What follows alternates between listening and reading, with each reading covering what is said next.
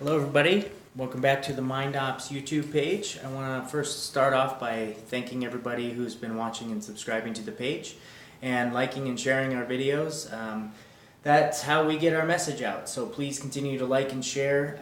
If you find these things useful, feel free to use them on your own, use them to show your friends and family, and use them to improve your own lives. Okay? So today we're going to be talking about accountability. It's a very interesting topic, a topic that I enjoy talking a lot about. But sometimes accountability can be a topic that, when I ask other people, what does accountability mean to you? A lot of times people find it difficult to, express or explain what accountability means to them.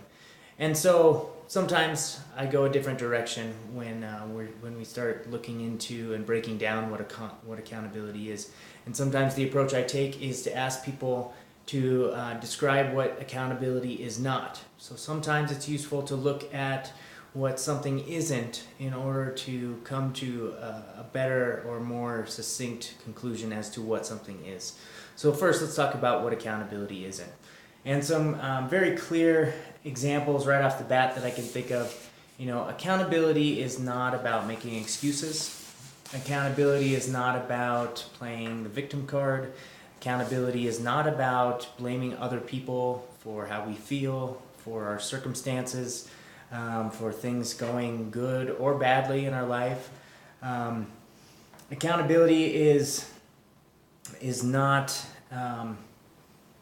having these excuses for why we choose to not take action in our lives. There's a couple other examples that I'll go over here. So accountability is not accepting responsibility for your actions. Accountability is not about minimizing our behaviors of the past and not taking responsibility for what we need to do to improve our situation. Okay. So now let's talk a little bit about what accountability is. And first I want to read you guys the definition from the dictionary for what accountability is, and then I'll break it down a little bit further. So according to the dictionary, accountability is the quality or state of being accountable. A little obvious. An obligation or willingness to accept responsibility for one's actions. Okay, so that's the dictionary definition of accountability. So I have up here written on the whiteboard broken down a little bit into important aspects that I feel are important to accountability. You guys may agree or disagree. I'm sure that I have not covered all of them. Accountability is a large topic, but these are the ones that I find most important. So we'll go through those together, okay? So let's start up here first with honesty. Honesty is important with accountability. Not only being honest with other people, but being honest with ourselves and really being able to identify what our strengths and weaknesses are and being willing to work on those weaknesses. It takes, courage to be honest with ourselves and to really face a lot of the dark places that we inhabit sometimes. Being honest with other people is also one step towards accountability. So admitting your mistakes, not coming up with excuses for, why you're late to work or why you didn't make it to practice. Being honest with your coach, being honest with the police, being honest with your therapist. All these forms of honesty are for your benefit. And a lot of us avoid being honest out of mostly fear of being judged, fear that if we were honest with somebody that we love, that their perception of us may change forever and can never go back. So there is a lot of fear around not being honest. But let me tell you from experience that honesty is going back to this stereotypical quote, honesty is the best policy. It gets you in the least amount of trouble in the long run. Okay, so for accountability, honesty is necessary. Number 2, owning all of our results. So this includes owning our positive results, but also owning the negative results that come from our actions or from our inaction. Okay, so this is accepting or owning our part in where we are in life. This is not placing blame on anybody else for where we're at or what has happened to us or for how we feel in any particular moment, but instead owning our emotions, saying, I am feeling this way because of whatever, because this has happened to me in the past and this has been the result, or I am in my life circumstances because I failed to make the right decisions at the pivotal moments in my life. So owning all of your results is a great way to stay accountable, and a great starting point too if you want to change behaviors. You need to be able to own the positive and the negative results. And owning the positive results is extremely important as well.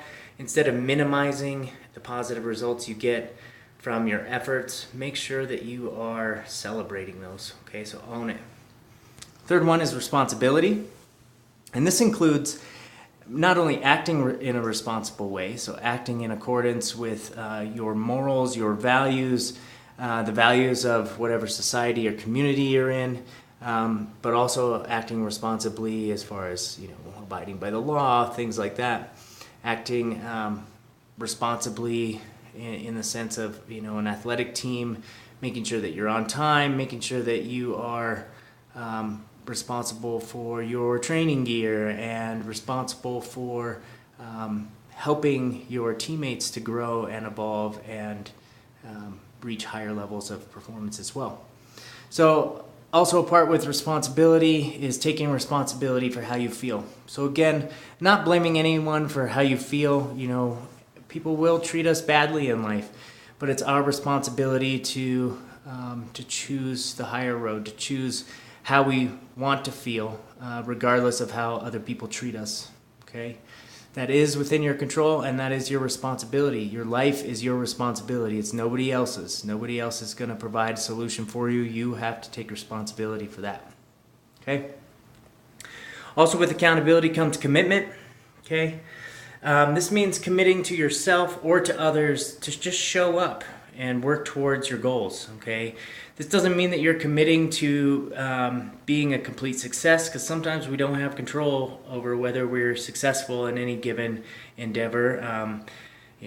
We can't completely 100% commit and say we're going to be sober for the rest of our life, or that we are going to be a world champion gold medalist in our sport, but we can commit to show up and work towards those goals. Okay, that can be our commitment. And having this commitment not only to yourself, but committing also to other people can be extremely beneficial. We see this in 12-step programs where people will get what are called service positions, where they will commit to coming in and making coffee for a group, or commit to coming in and setting up chairs, something like that. So that way you're accountable to other people as well, which can help motivate you when you're not so committed to what you said you'd do. Okay, along the same lines is integrity. So the definition of integrity is doing the right thing, especially when no one is watching you. Okay, it's much easier to have integrity when you have other people watching over your shoulder, keeping an eye on you or supervising you. It's a whole different ballgame when you're asked, or when you're asking yourself to have integrity and to do the right thing, especially when no one's watching. Are you able to hold yourself in integrity and get to the gym when nobody's gonna ask why you weren't there?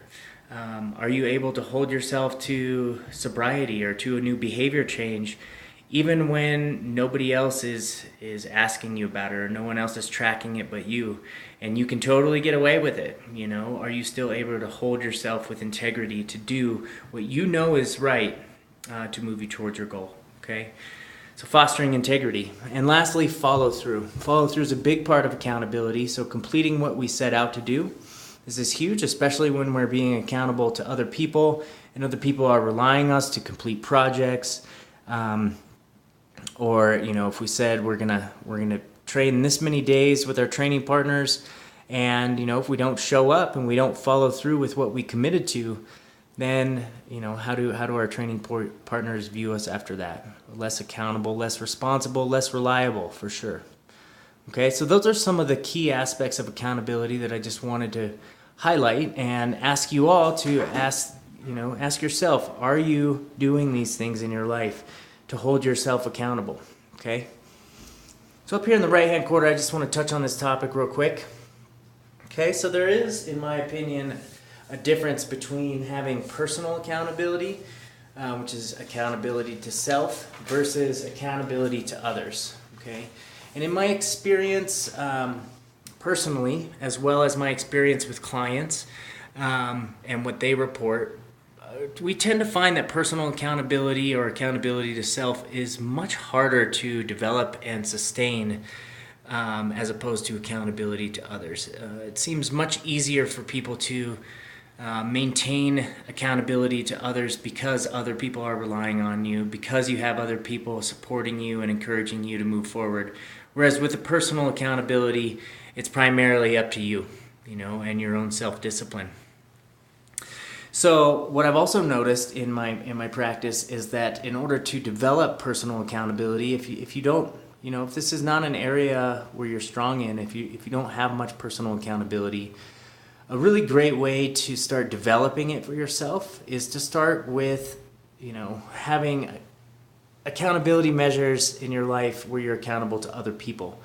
And the more you get used to being accountable to others, the more you experience following through with projects and commitments that you've said to other people, owning your mistakes, being honest with other people, having integrity and following through with things.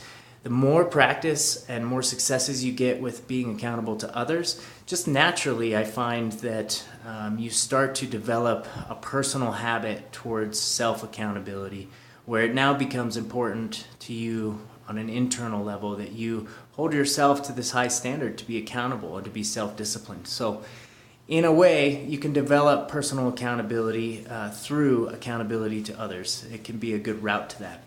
So I want to just mention real quick 5 ways to improve accountability. And most of these have to do with improving accountability in your life to other people. And again, this will morph into personal accountability. The first is to tell your close friends and family about whatever goals you're trying to achieve. So if you are an addict in recovery, this could mean telling your close friends and family about your addiction issue, as well as your efforts to remedy the issue, to get better. If you're an athlete, this can look like, telling your close friends and family what your goals in your athletics are, letting them into your internal world and letting them know what you're striving and working towards. Vital to let your coach and your teammates know what your goals are. So tell your teammates and your coaches what your performance goals are, so they can help hold you accountable to those. With any sort of behavior change, whether you're trying to change diet behaviors or exercise behaviors or any other type of behavior, telling close friends and family about this change process and what you're trying to do can be extremely helpful. Again, for the added support and added encouragement. And so you don't feel like you're doing this whole thing on your own. Okay. Also, if you're trying to change thought patterns, this can be a great way too. Letting your spouse know, letting your kids know, letting your friends and family know that, hey, the way I used to think was not helping. And so this is what I'm trying to do. So if you notice me, talking to myself, or if you notice me, saying positive statements to myself, that's sort of what I'm doing. So in that way, they can help hold you accountable if they notice you going back on these changes that you're trying to make. Okay. The second way to improve accountability is to be honest. Okay, be honest with yourself. Be honest with other people. Let others know when you're struggling. Let other people know when you have successes, and keep yourself honest. So, if you are struggling, reach out to someone and let them know. You'll find a lot of help out there. Third way is to find an accountability partner. So with whatever you're trying to change, say you're trying to get sober or change a mental health issue that you're having, find somebody else with a similar issue and pair up, almost like a buddy system. Hold each other accountable on a daily basis to achieve your similar goals.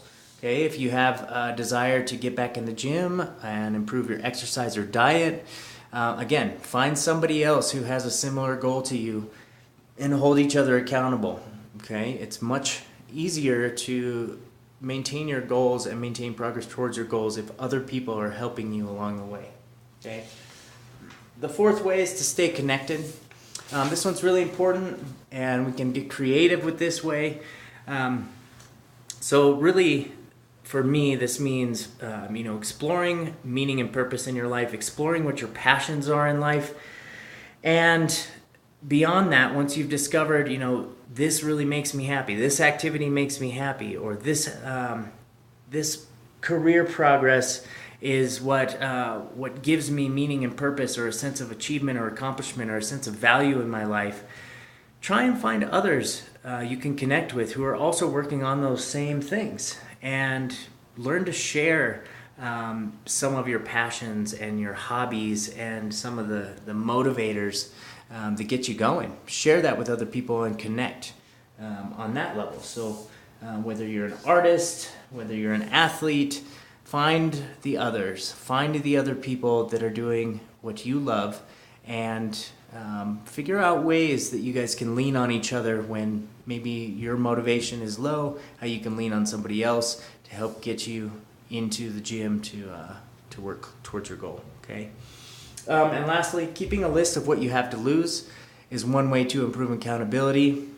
So this is not only a good practice for gratitude, a good practice in positive and strength-based psychology, so outlining the things that are going well in our life that we have to be grateful for can be a great mood boost, can make you feel good just doing the activity, but also having a list like this available when you're questioning if you can follow through with your goal. If you're trying to get sober and you were just triggered and start having cravings to use, taking a look at a list like this of what you have to lose can be a great way to hold yourself accountable and ask yourself, is it really worth losing this entire list of things just for this high that I'm seeking?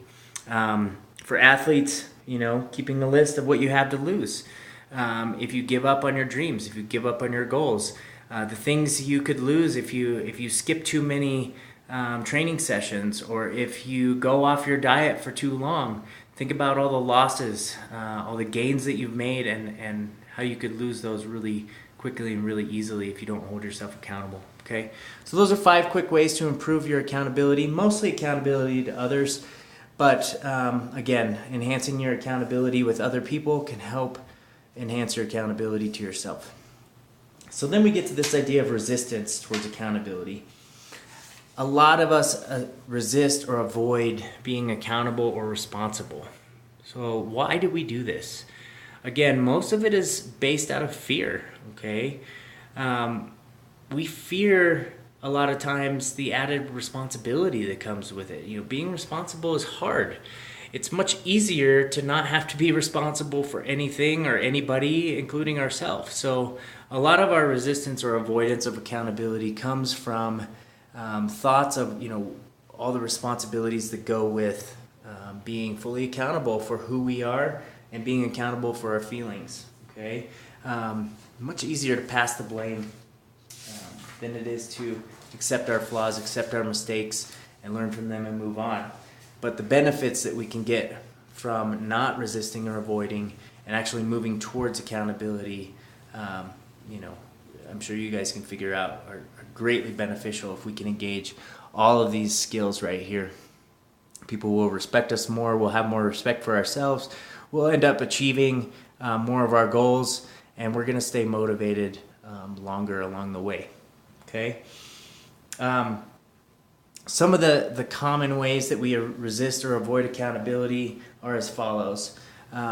So developing some sort of maladaptive relationship to something different than what we're trying to change is common, so that we can still tend to make excuses for negative actions, negative emotions, and uncomfortable situations. So watch out for that we're not sort of shifting our focus to something else that we're not doing right. Not accepting responsibility for our actions when we are going off the path that we want. Denying that our problem is even present, or denying the severity of our problem, is one of those ways that we resist or avoid accountability. We say, it's not that big of a deal if I don't get to the gym. It's not that big of a deal if I continue to eat the way I do, or take the drugs that I do. It's all right. And we find ways to justify that, and that's really not being honest with ourselves. So that's one way that we resist it. Placing blame on others for our circumstances, another way that we resist or avoid accountability. Let's see, avoiding important steps to take during the change process. So change involves work. It involves practice. It involves effort. Change is not going to be handed to you. Your life is not going to just magically get better without effort. So taking it upon yourself to step up to the plate and take the steps that you need to take in order to be more accountable towards yourself and towards your goals and to other people is a really important part of this. Okay. And lastly, resistance and avoidance to accountability can look like being aggravated when we don't get the results in the time limit that we want. Okay, so this is all about developing skills around delayed gratification, patience, and keeping our expectations in check.